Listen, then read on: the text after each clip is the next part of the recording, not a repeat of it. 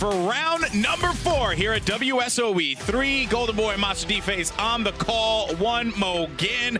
Let's do this. And I actually really like that battle bus split there. Good diagonal split right down that island. Yeah, it's almost like the previous one, except it's going in the opposite direction here. So another fair bus. Dude, like looking at Salty, Salty was a ghost town, but Westworld, super contested.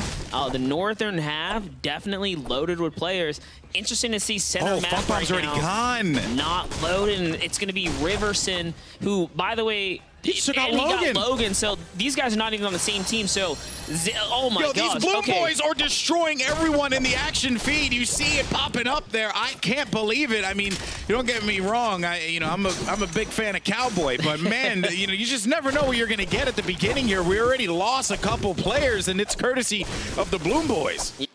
Right now, you have Redwater, who's going to be down. Hysteria is looking to pick up the kill there, but he's going to get dropped. Instead, that's going to be JR. JR is going to get taken out as well. He's just drifting off into the side there, but yes, he's going to be gone. The block, right? So the block is an interesting place in Epic Games or Fortnite, the world, where they've decided to take community-built structures. I love it. And implement them. So how do you land here and master these zones that are going to forever change? So that's why Gangsees has been getting so many elims with Elevate. I see now they're coming here where if you didn't put in a lot of time, this is a hard place to kind of master up.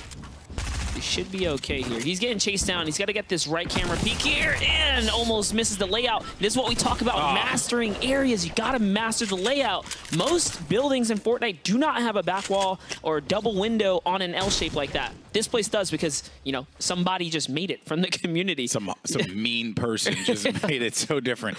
But yes.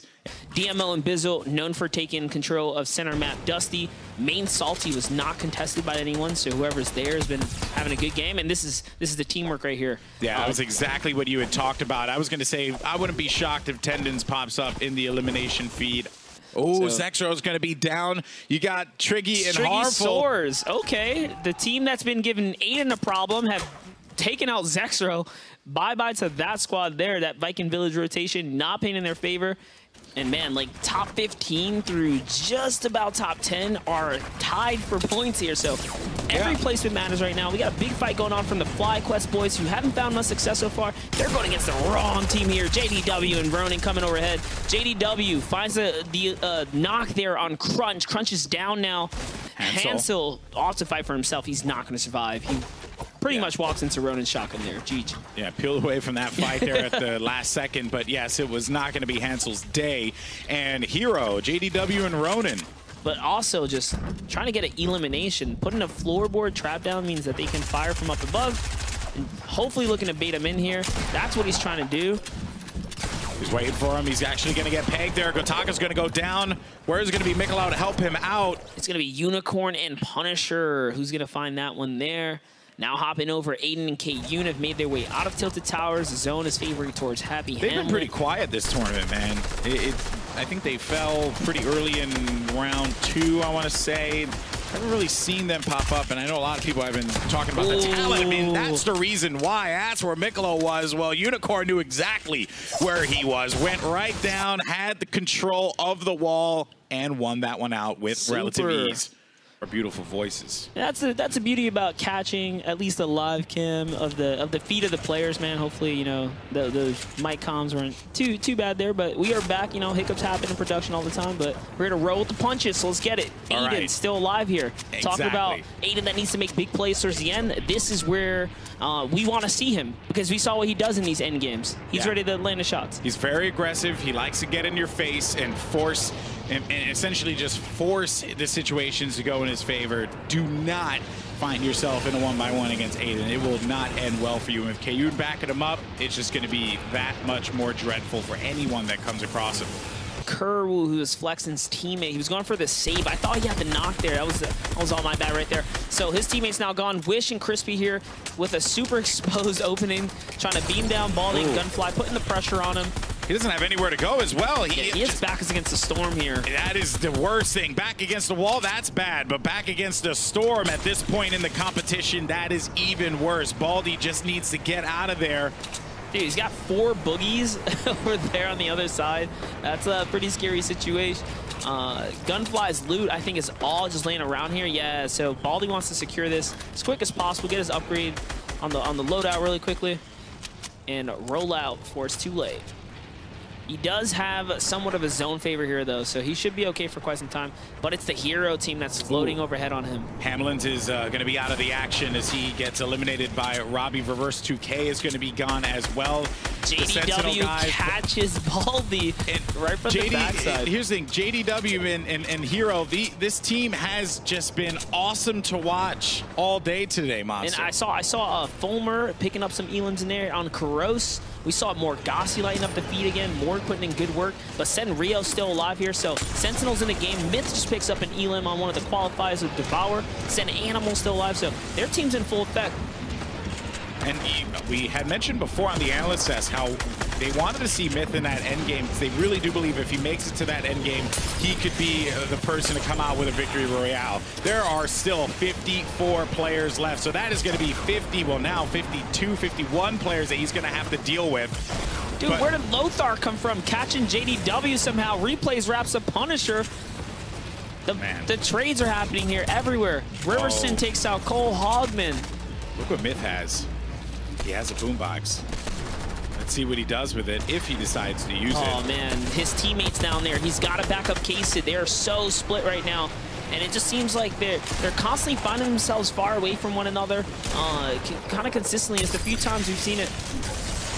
That's going to be really risky, though. Good shot there. K-Sid's actually going to go out, so Myth's going to be by himself, and Kemintz is going to push this fight. That's going to be Badger.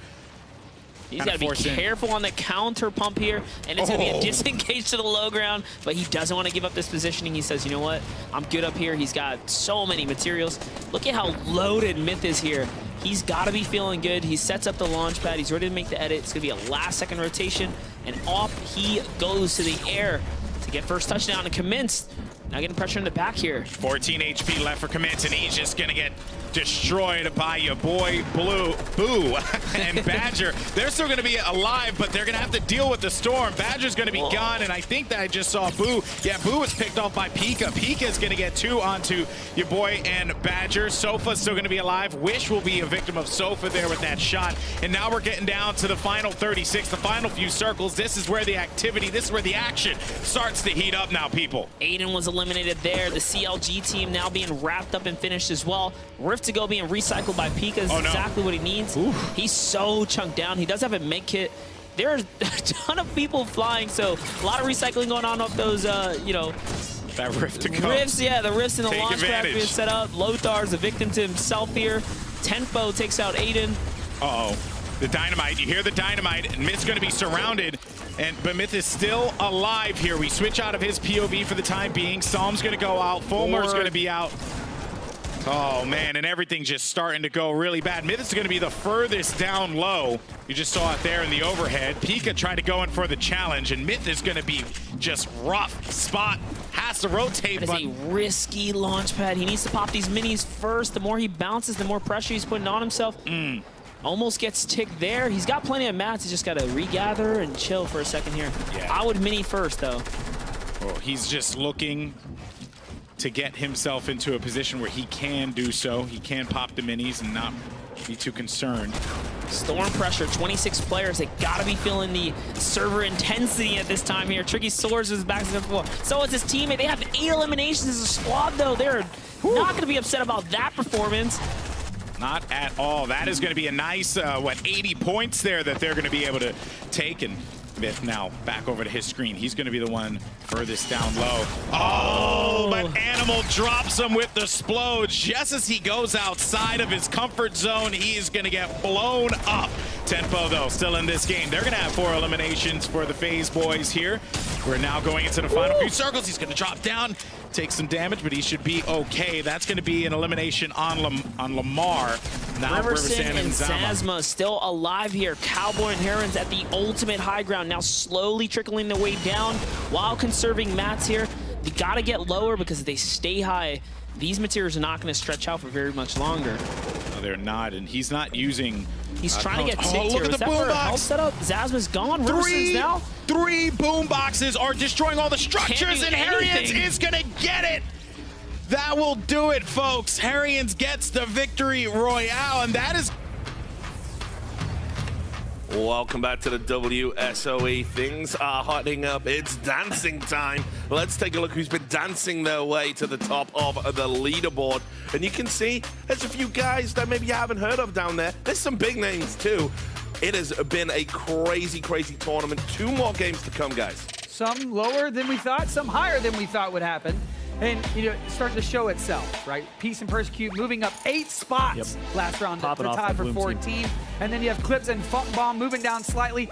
But at any moment, these guys can swing. Take a look at this top 10 real quick. Names you are not always used to seeing there. Cowboy and Harriens, I predicted 3rd. They're in 3rd. Saf and Zayden 2nd. You're used to seeing them there. But first place, I have to take a moment to talk about this young man, Elevate, from Indiana. I was just going to say, I mean, we've gone the whole broadcast. We only talked about them way back